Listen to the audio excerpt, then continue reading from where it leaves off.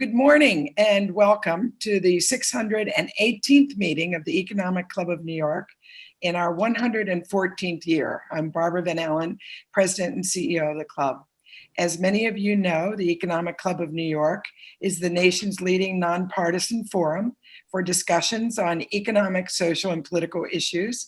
And our mission is as important today as ever as we continue to bring people together as a catalyst for conversation and innovation. A special welcome to members of the ECNY 2021 class of fellows, a select group of very diverse, rising, next-gen business thought leaders, and welcome to graduate students joining us today from Fordham University. It's a pleasure for me first to welcome our special guest, Tony Malkin. He's President, Chairman, and CEO of the Empire Trust Realty. He joined its predecessor entities in 1989 and has been a leader in existing building efficiency, energy efficiency retrofits through coordinating the team of the Clinton Climate Initiative, Johnson Controls, JLL, and the Rocky Mountain Institute in a groundbreaking project at the Empire State Building, which, by the way, also happens to be where the Economic Club of New York's offices are. Tony led the development of standards for energy efficient office tenant installations, which is now known as the Tenant Energy Optimization Program at the Urban Land Institute. He's a board member of the API Group Corporation, the Real Estate Roundtable, chair of its Sustainability Policy Advisory Committee. He's a member of the Climate Mobilization Advisory Board of New York City Department of Buildings. He's a member of the Urban Land Institute. He's a member of the Board of Governors of the Real Estate Board of New York. He's a member of the Partnership of New York City's Innovation Council. He's also a member of the Building Committee of the Metropolitan Museum of Art and a member of the committee encouraging corporate philanthropy. Tony received his bachelor's degree cum laude from Harvard College. The format today will be a conversation, and we're fortunate, very fortunate, to have Gayle King doing the honors of moderating. An accomplished television journalist. Gayle interviews top newsmakers every day, delivers original reporting to CBS This Morning and all CBS News broadcasts and platforms. She's also an editor-at-large of Oprah Daily and hosts a live weekly radio show titled Gayle King in the House on Sirius XM. We're going to end promptly at 11:45, and as a reminder, this conversation is on the record. We do have media on the line. Without further ado, Gayle, the mic is yours. Thank you very much, Barbara, for that introduction. I just know this. When Tony calls and says, "Are you interested?" before he finishes the sentence, you go, "Yes, I am, Tony," whatever it is. Listening to that introduction of you, Tony, I'm like, whoa. I don't know who that person is. I'm thinking, well, we wanted to talk to business leaders as we're sitting here all dealing with COVID-19, and now the Delta variant. You are clearly one of the most prominent business leaders in the city of New York. So I just want to take your temperature on how you're feeling about where we are today. So we sit here in July 2021. I, like many people, thought we've turned a corner, we can start taking off our mask, and then the Delta variant raises its head, and I'm worried about us going back to where we started. How are you feeling as we sit here today? So I'll tell you, Gayle, I really believe that we are in a period of entering into an endemic versus a pandemic. I think so long as the rest of the world is not vaccinated, we'll have COVID exposure and new variants. Yeah. And then it sounds a little bit more like the flu over time if you're vaccinated. If you're vaccinated. If you're not vaccinated, you might as well live in Mumbai or Delhi. And the fact of the matter is, I made a comment to someone earlier today. It's a little bit like, you got the warning, get out of Sodom and Gomorrah. Yes. You got the warning, get the vaccine. And if you don't get the vaccine, you're a real risk. But I think we manage it. I think we live with it. Tony, that's exactly where I was going with this. Do you think, because I'm walking around like this, freaked out by everything, and just this morning, someone new came into the office at CBS and I said, "Are you vaccinated?" And they go, "No, I'm not." And I backed out of the room, and I'm fully vaccinated, and they were masked. Do you think we need to get to the point where we have to figure out a way to live with this because it is here to stay? I do believe that we have to get to the point where we have to live with it, number one. Number two, I think to live with it inherently means get vaccinated. Yeah. to get very sick and potentially die from it is if you're not vaccinated. And I think that, look, people have tried enticing, cajoling. Yes. There are a lot of people who were very motivated to get vaccinated. Now the vaccine numbers have pulled back. Mhm. It'll be very interesting to see, particularly as anti-vaxxers themselves begin to get sick and more people come out. I don't care if it's Mitch McConnell or the governor of Alabama. Yeah, You know, people are going to say, please get vaccinated. they're saying that now. Correct. They're saying that now. That's not what they said before. Exactly. And that's the other thing that is a little frightening to me and scary, that it has become so polarizing, that you're one group of people who are vaccinated, another group who is not vaccinated. Mayor de Blasio just announced recently that in the city of New York, 340,000 workers, he is going to require vaccinations, for mandatory vaccinations for all city employees unless you have a medical excuse. And he wants that to happen by mid-September. Do you think that's the way to go for businesses to take that tactic? I think that you first want to give people the opportunity, you next want to give people the opportunity to learn and change their thinking. That's But happened. we've done that, Tony, and that they're not changed. Some of them, over 2 million New Yorkers have not been vaccinated. Right. You know, But I think that then we get down to the point where in our company, as I hate to make an HR announcement, you know, while we're doing. well, don't do that. Don't do that. Yeah. I don't want your HR department mad at me today. Yeah, but I think ultimately we need to have everyone who can be vaccinated. There's some people who cannot, right? Because of medical issues. Because of medical issues, because of underlying conditions. There are some people who are immunosuppressed for whom the vaccine doesn't have the same reaction. So I think over time, though, when one realizes the more experience we have, and I know a lot of people, as I'm sure you may, who are fully vaccinated and who have contracted COVID. Yes, and they've contracted it from people who are not vaccinated. And that's why I'm frustrated. Because unlike the flu vaccine, if you don't get the flu vaccine, it only affects you for the most part.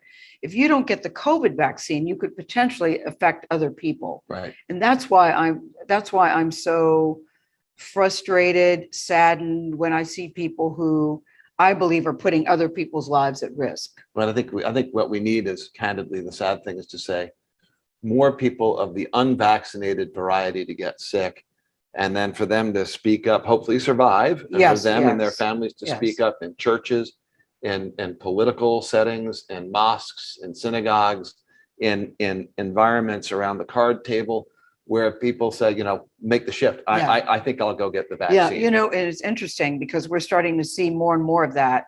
Certainly on CBS, there's story after story about people that were unvaccinated, which, by the way, the only people who were unvaccinated, who were in the hospital, are people who were unvaccinated for the most part. That's right. The only people who are getting very, very sick are unvaccinated. That's right. And we've seen story after story, and all age groups too. It used to be over 60, 65. Now, there was a story we had on the other day of a 24-year-old girl who died, a 28-year-old guy who died, no health conditions whatsoever. So people need to understand that this is very serious, but you can't make people get the vaccine. And it is a personal decision. And interestingly enough, Germany and France have now exceeded the United States for fully vaccinated percentages of their population. So already Europe, which was behind, now gets ahead. So get vaccinated. Yes. Don't mess around. Yes. Tony and I are asking you, please, people, get vaccinated. Yeah, for the benefit of everyone around you, if not yourself. If not yourself, for the people you love, your grandmother, your child. Think about that for a second. But the most important thing is I think we live with it. Yeah. I think that's the nature of things. I do think I hadn't thought about it that way until you said it. Instead of being freaked out, just figure out a way that we can live with it, because you can live with it and you can survive. That's right. You just got to be extremely, extremely careful. But let's take a step back. We've been in lockdown since March 2020 is when we were first in lockdown. We've come out of it, of course. But there are, I think, many lessons to be learned, what we've gone through for the last 18, 17 months. What is your top lesson that you've learned as not only as we've gotten through it, but we're still navigating it? And are you still learning lessons? So I want to say that I break down the lessons learned into two pieces. Okay. Big thoughts tactical thoughts. Mhm. On the big thoughts, Don't you always have big thoughts, Tony Malkin? I do, but we have to translate. I don't think them. you have. I saw your office. You don't, he ain't got little thoughts. No, We have. you think big, But go ahead. yeah, she's looking at my office. I don't, as you know, I don't actually have an office. Well, I'm he not has the a side room. That's another thing, people who are watching. Yes, I was very surprised to see that Tony's desk is out with the people. And I thought, I wouldn't like this. I wouldn't like an employee and the boss is sitting there, nor would I like to be the boss and I'm sitting there. I just think everybody needs private space, but that's just me. But go ahead. Okay. But he does have a private room. Go ahead, Tony Malkin. So big thoughts, tactical thoughts. Yes. Big thoughts. When I think back over 17 to 18 months, I actually think about the fact, gee, we shifted from the Me Too movement Yeah. to the Black Lives Matter movement Yeah. to all sorts of different thoughts about critical race theory and wokeness. And so the big thing for me, the takeaways are, we were already at Empire State Realty Trust on a pathway to change how we staff and populate our business for inclusion, right? It's not just diversity, it's inclusion. It's parity and equity and compensation for similar jobs. It goes right down to our internship programs, where we designated, we are a New York City real estate company. In our internship pool each year, we must have 2 inner city Black youth from underprivileged neighborhoods in our internship program. How big is the internship program? There are 6 of them, and they're in person.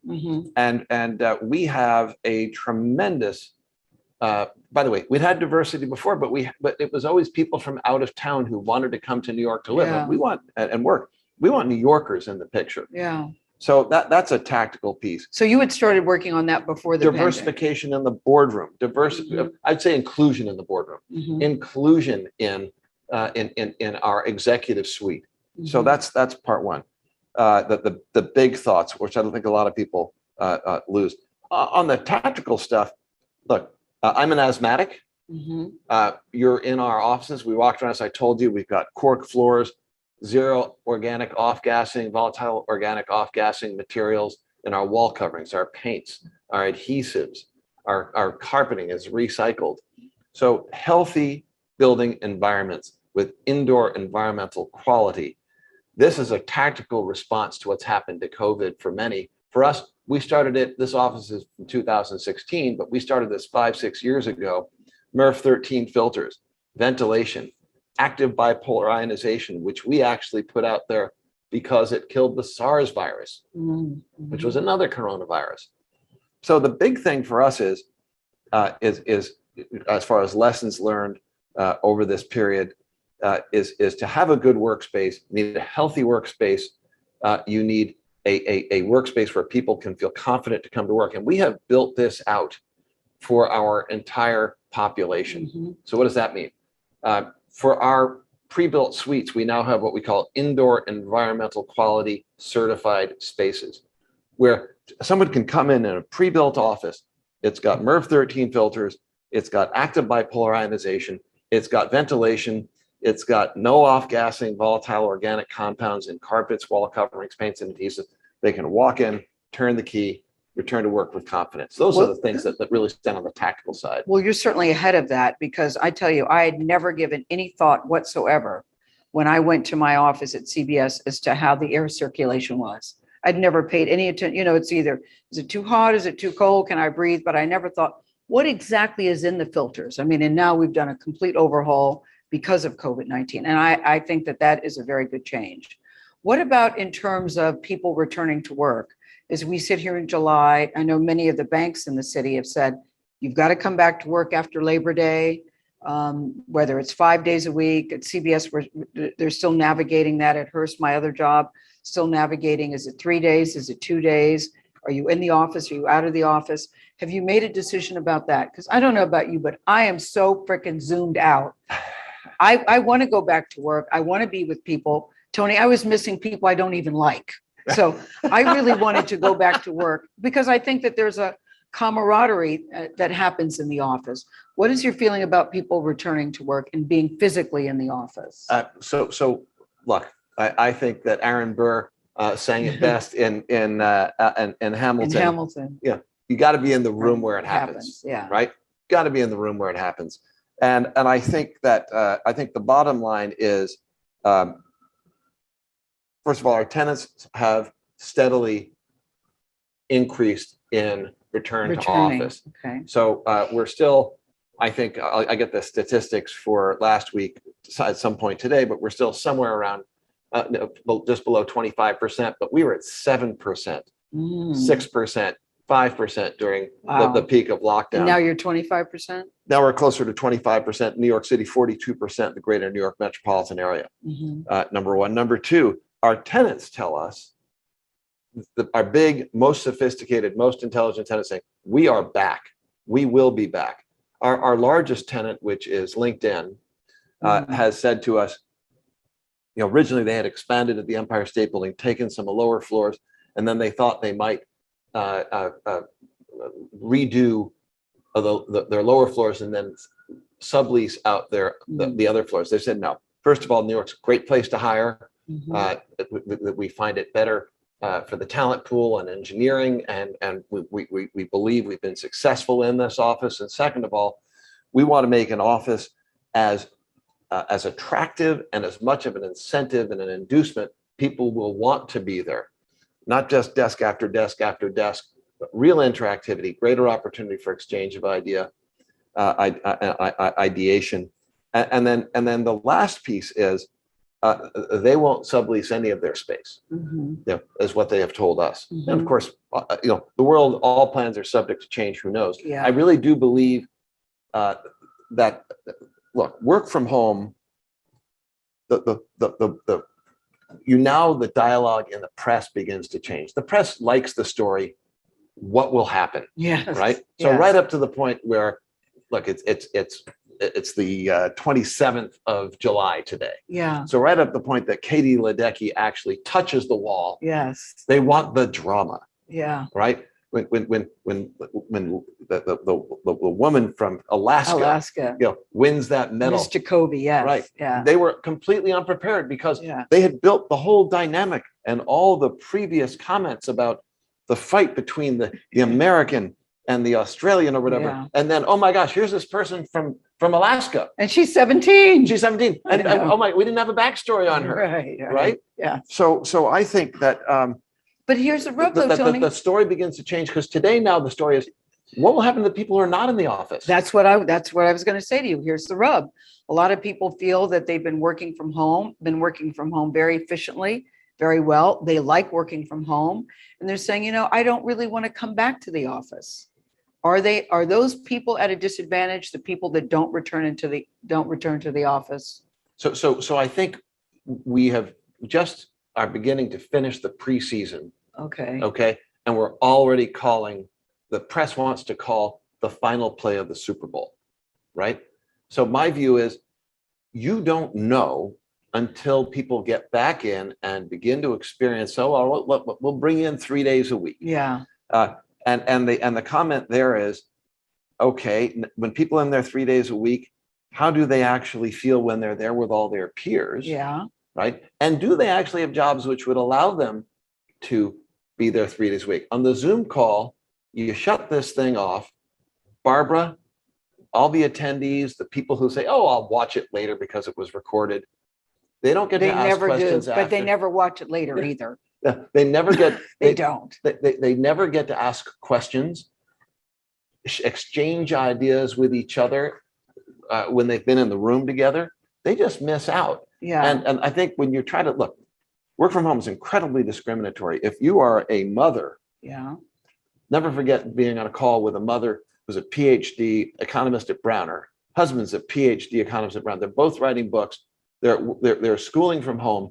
The kids go to her for homework help. Yes. And her comment is, my life is different than my husband, who is in the room next door. Yeah.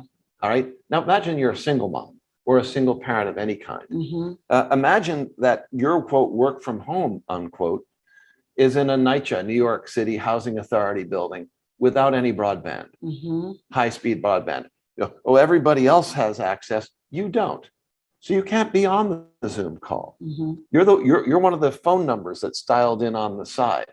So it sounds to me what you're saying is if companies say, we want you to come back to work, you say, no, I prefer to work at home. Seems to me you're saying you're at a disadvantage if you stay home. Are you saying that or no? Totally. Not really. Yeah. 100%. Yeah. Because How do you learn? How do you get mentored? yeah. How do you mentor others? How do you build culture? Yeah. We're building we work off of momentum now. Now, let's face it, within the tech business, there's been a history of gig workers who literally they were never employed by the companies in the first place. I'm not just talking about Uber and Lyft drivers, Yeah. but programmers and people who work on marketing or graphics. And I don't think that changes. And I do think we as a company probably in the fall will begin to experiment with not days home, but the ability not to have to take a day off if you have a child care issue. Mm. If you Will have, that be, is that a new? that'll be new. That'll be new for the company. Right. Okay.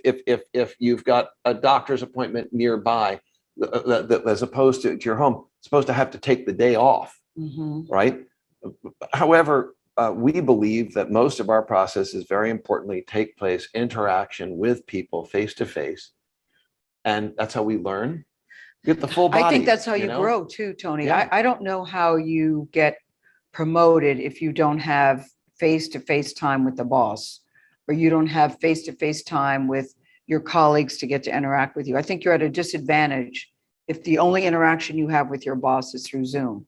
On the other hand, that said, do companies have to adapt because people working from home have figured out a way to do it efficiently? Do companies need to rethink their business model? Let's look at this in the following context. Okay. We are about 12 months into, a little more than 12 months into, the most remarkable fiscal and monetary stimulus coordinated worldwide in the history of the world. Mhm. The United States has never spent like this, not in wartime, right? So there are lots of businesses which are in banking, in law. They are completely overwhelmed with the business that they have to do simply to process all of this money that's going around. Mhm. Lots of people can earn more. I have a younger son who did the calculation and said, people who work in my company, many of them aren't coming in because they actually earn more at home, than to come to work. So don't companies have to adjust to that then? I think companies have to adjust to that, and people have to adjust to the fact that that tap shuts off. This is deficit spending. Yeah. That's why we don't have water in Bakersfield, California for pistachios and almonds. We're using more water than actually was produced. And then it just comes to an end. Mm-hmm. There's nobody there. So I think that'll be an adjustment. I really do. And I think that, again, a lot of this conversation all takes place within the context of people who aren't in the office. Yeah. I can tell you, those of us who are in the office, we've accomplished a lot more than you in the interim. It's a big difference. I don't know what your thought on that is. No, it is my thought. I think that I do think you're at a disadvantage. Listen, I marvel at what we were able to do from home. Right. Honestly, the fact that we could do a TV show. I was in my family room for 3 months off the air. I marvel that you can run a magazine with somebody in the Hamptons and somebody in Ohio and somebody in Maryland. I marvel that we could do that.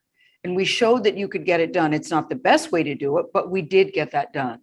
And so I wonder, because we were able to do that, maybe we do need to rethink how we all run our businesses. I personally want us back in the office, but I'm starting to get a lot of pushback from people that said, I have children, I have this, I have that. And as long as I can do my job, what difference does it make to the company where I am? Right. And I really believe, I've said for almost a year at this point now, let's look at things at the end of the first quarter of 2022. Okay. Because that is when we'll have a better understanding. Why is New York? Why do I have confidence in New York? Oh, I don't need to be in New York. Okay, well, guess what? It's the biggest entreport to the United States is New York City. Yeah. International trade, thought, the United Nations, tourism, art, culture. This is why these kids want to come to New York City. And frankly, a very interesting thing when you hear about families that have moved out of families which have moved out of New York City. Yes. Well, a lot of people stayed in New York City a lot longer than they typically did historically anyway. Mm-hmm. Where did you raise your child? Mm-hmm. Connecticut. Right. Okay. And when she left for Greenwich. school, Yeah. It's very dangerous in Greenwich. yeah. Yeah. She left for school. What'd you do? Yes. You came to New York. Yes. And so I look at this as it, but that's Yes, that's a natural progression for a lot of people. Mm-hmm. If you're fortunate enough to be able to afford a lifestyle and make it all work in New York City, Mm-hmm. guess what happens during COVID? Well, the nanny doesn't show up Mm-hmm. and the housekeeper doesn't show up, and you have to do all these things yourself.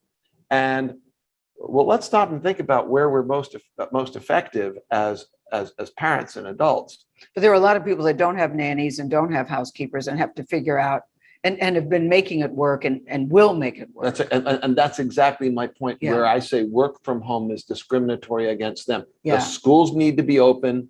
We need to get the preschools back. We need to get the daycare back. We need the after schools programs back. We need the cultural institutions reopened, which they are. Should teachers have to get mandatory vaccines? I think it's really a situation in which, in their own selfish interest, they should be vaccinated. And if they do not get the vaccine and they do get COVID, the answer to that is, it should not be, we have to return the kids home. The answer should be, get the vaccine. Yeah. Right? Yeah. You get the flu from your kids in your class. You may well get COVID from your kids in your class. If you're vaccinated, you will have the equivalent of or less than the flu, most likely. Statistical probability, 98%. If you are not vaccinated, you could die. But part of the problem, Tony, even in New York City, you have healthcare workers who are not getting it. And so I'm thinking, do they know something we don't know? I think even some of the healthcare workers have been caught in the misinformation cycle about this vaccine. And that's scary to me. You can't disagree with that. Yeah. That's a fact. So then how do we educate them? Some people, how many kids do you know? I was one of them, where the comment was, don't touch that, that's hot. Yes. Okay. And so, okay, don't cross the street without looking at the lights. Okay, yes. Well, hopefully, we don't have those accidents, because don't touch that, it's hot, and you touch it. And what happens? You get burned and you cry and you get a blister and you get an ice pack on and you get a Band-Aid and you got a boob and you realize, you say, I will not touch that again. Yeah. That's hot. Right. And then someone next to you said, what happened? Said, I was told not to touch that. That's hot. Yeah. And I got burned. Well, you can learn from your peer. The other kid learns from the kid, but not from the adult. Yeah. Right. That we had an expert on who gave a really good analogy, David Eggers, who said, back in the day when they said no smoking in restaurants, remember, people used to smoke in restaurants and used to smoke in planes, if you can imagine. Sure. And so then they changed the laws and said, you cannot smoke here. Now, that doesn't mean you can't smoke. If you want to smoke at home, fine. If you want to smoke in the park, fine. But you can't smoke here. So you don't have the right to jeopardize my health. If you want to jeopardize grandfather yours. used to smoke cigars on planes. Oh my God. And I'll never forget one time when I was Yes. 1984, I was on a coach flight on Air España, whatever, Spanish airline. The smoking section was on the left side of the plane and the non-smoking section was on the right side of the plane. Yes. I looked at it and said, what is that about? Yeah. Anyway. You know how wide that aisle is. The biggest challenges, though, about coming to New York, are you concerned about crime? We've heard more and more stories of, listen, the fact that people have been shot randomly at Times Square, which, by the way, CBS is getting ready to move down to Times Square. So we're all a little, are you concerned about the crime in the city? Does that say, and homelessness in the city? Look, in terms of being a business owner? I am very encouraged by the fact that not the elites, but the New Yorkers voted overwhelmingly for the two most moderate candidates. Reform the police, don't defund the police. Yes. Safe streets, safe schools. Let's get the vendors off the streets, which the police, this administration has removed from the police ability to deal with vendors, homeless, the bail and sentencing reforms that take people with guns who commit crimes and put them right back out on the street, things have gotten out of hand. And I think that it's telling and it's important that the Democratic candidate, who is absolutely statistically improbably to be anything other than mayor, has said no. He's been elected by the middle class, the lower middle class, the workers, the upper middle class. Eric Adams. Eric Adams, who's a former police officer. right? And it was a key component of reform of the New York City Police Department when he was a police officer. So I want to take it from another perspective and say there are socialist forces in power in the current New York City mayoral and city council offices who masquerade as progressive Democrats. That's a pretty strong claim. It is Tony time Malkin, to put the pitchforks and the torches away. All right. Don't try to punish the people who are successful, who build success within this city. Don't punish them. They will move. They will leave. And those of us who need to work here for a living will be stuck here. They pay the vast majority of the taxes. So I hear you saying you're sorry there's going to be a mayoral change. I think, look, we've got It's not a funny topic. It isn't. We've got to deal with we've got to deal with the fact that we've got a lame duck city council and mayor right now. A lot of people from city government have already left. Some are still there working hard. I'm working with the commissioner of the Department of Buildings, Lenny LaRocca, who's doing a very good job to work on this local law 97 implementation, a very important piece of legislation about how to show how a city can or cannot adjust to reduced carbon content in how it does its daily life. So you plan to work with the new administration closely? I worked with the prior administration, I work with the current administration, and I'll work with the new. I'm the only commercial landlord, residential, office, or retail on the mayor's advisory board for the implementation of local law 97. I embrace any opportunity to be a constructively engaged party in the process. I just think that we need clean streets, safe streets.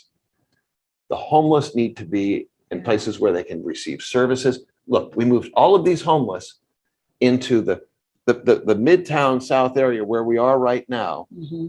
The brand new Moynihan Train Hall has a homelessness outreach office, which was closed during the entire COVID period. City government was not in the office. To your example, can you work effectively from home? Get into the city and see what actually has occurred. And I salute the members of the New York City Police Department who have done difficult work in a difficult time. They deserve more praise than criticism. Always are bad actors everywhere. You know, the people who took over the BLM movement and took the money and bought homes for themselves. There are bad actors everywhere. What we've got to do is find the middle ground and move the middle into a more inclusive middle, in my mind, and still maintain city services and quality of life. And the BLM movement, they denied that that's what happened with the money. We have to be on record saying that. Okay, understood. Yeah. Understood. They do. Denied they have a different story about the money. Right. Competition from other cities, Right. Florida, Austin, Texas. I see people leaving California in droves. In the beginning, it was said that people were leaving New York in droves too. You worried about competition from other cities? Look, you always have to compete. And when you are the leader, people are always nipping at your heels. And that's the story for New York City. Is New York still the leader in your mind right now? Look at where the kids want to come. Yeah. Okay. Look at where the kids want to come. The kids don't want to come and be forced to be two people in a studio apartment and work from home. They want to come. They want to be able to go out. They want to be able to enjoy the nightlife And they want to culture, be safe, yeah. and they want to be able to go to the office and learn and build their careers. Mhm. And by the way, there are people who were born in New York City who want to do that too. Too, yeah. And we need to include them Mhm. in the process. It's not, their job shouldn't be fated to be, oh yes, they'll do the custodial work. No, we've got to give everybody an opportunity to participate. That's critical. And it was reported early on that there was a big real estate crisis in New York City, Mhm. that the city was struggling. I even saw a headline, New York City is dead. I never happened to believe that was true. But what are your thoughts about a real estate crisis in New York City? Look, there's absolutely no question that without people in the offices, the retailers and the small shops and stores at ground level who rely on those people cannot do business the way they once did. We moved early on that, Gayle, and we moved those small local retailers to percentage rent only. We said, we will give you relief from your fixed rent obligation. We want to assist you in your ability to go forward in business. And when people return the rents. And until then, we'll communicate, we'll stay in touch. We want you to survive. Mhm. So when we think about ESG, I think a lot of people just think about that as the environment. The S piece is very important, Yeah. right? You've got to be involved with your community, and you've got to figure out how to make that work. Now, at the same time, LVMH, Sephora doesn't want to pay the rent. Guess what? You're owned, controlled by one of the wealthiest people in the world. We will go to court and get your rent. Yeah. And we did. I also think that there is that, look, the story before 6 months ago, 7 months ago, apartments are dead. There's never been such an apartment glut. Yes. Well, sales of apartments are way up. And Sales or rent? both. Both are up? Oh, yes. Sales of I apartments. heard rent was. I heard sales was rentals, not. yes, rentals of apartments are Up. way up. So Mhm. people are moving both back in, and candidly, the lower prices have created opportunity for people. There's a residential real estate expert named John Byrne. He calls it the headship rate. Mhm. So it's the rate at which heads of households are created. And because of the reduced rents, you don't need 3 people in a 1-bedroom apartment. Maybe it's 2, Mhm. maybe it's fewer, Mhm. right? So there is that benefit. There is that opportunity that we have seen. Mhm. And by the way, in order to get people to come back to work, guess what? For many of them, you've got to pay them more. What does that mean? Well, they can afford a better lifestyle. They can afford a better place to live, perhaps with fewer people. So these knock-on effects are salubrious. We're still not yet at the point, however, where I think we've got a picture of what the use of the office will be. What I will say is very much like Samuel Clemens, Mark Twain said, rumors of my death have been greatly exaggerated. Yeah. Yeah. It's been said too that workers and employees have a bit of an upper hand here, that businesses are suffering because employees have left, restaurants are having a hard time. People are complaining about the pay. And in order to get workers to come back, employees really have to step it up. Do you think employees have an upper hand? I think employees, A, have a better hand, number hand. one. And number Okay. 2, recognize what's occurred. We see it in computer chips. We see it in cargo containers. Everything was shut off. Mhm. It's not a light switch. You don't just turn it back on. I think of it as Apollo 13 in that movie, where they had to use, they went over and over again through a cycle to determine how, with the limited power you have, do you restart the capsule so they can re-enter Earth, right? Yeah. And the bottom line is, that. right, that's what we need to do. And instead, we just turn the switch back on. There's supply chain disruption everywhere. And some of that supply chain disruption is with people. Mhm. And if we need to pay people more, hey, look, on the real estate side, maybe the rents will be lower, and that's how people can afford to pay people more. Tony, I've never seen rents lower in New York City.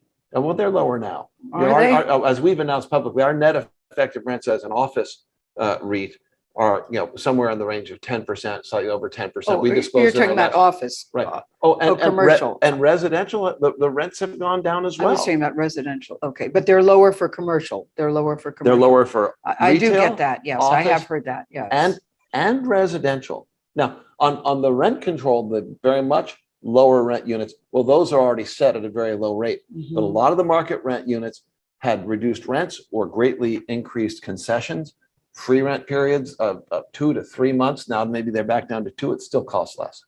You know, when I listen to you, it seems that, well, maybe things aren't so bad, Tony Malkin. Maybe, because we have heard a lot of negativity. We have heard, how are we going to get out of this? So I want to close on this. What concerns you most, and what are you most optimistic about? Let's go with your concerns first, and on what you're most optimistic about.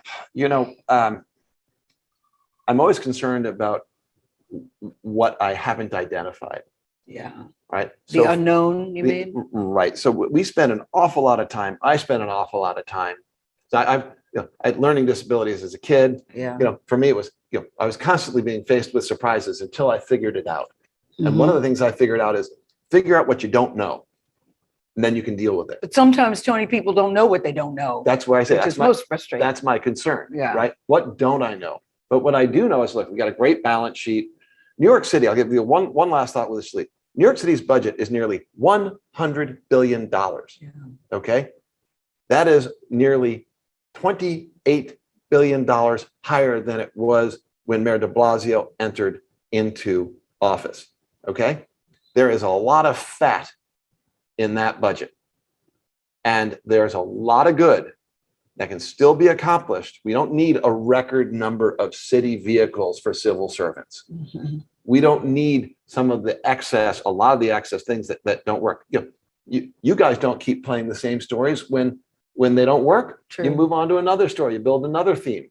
There's things that go on in this city that don't work, that need to be addressed. I have a high degree of confidence that the people of this city, their spirit, their energy, their creativity, and the people who want to come here to make things work, will make it work. We're in a downturn. Mm-hmm. I've got a high degree of confidence.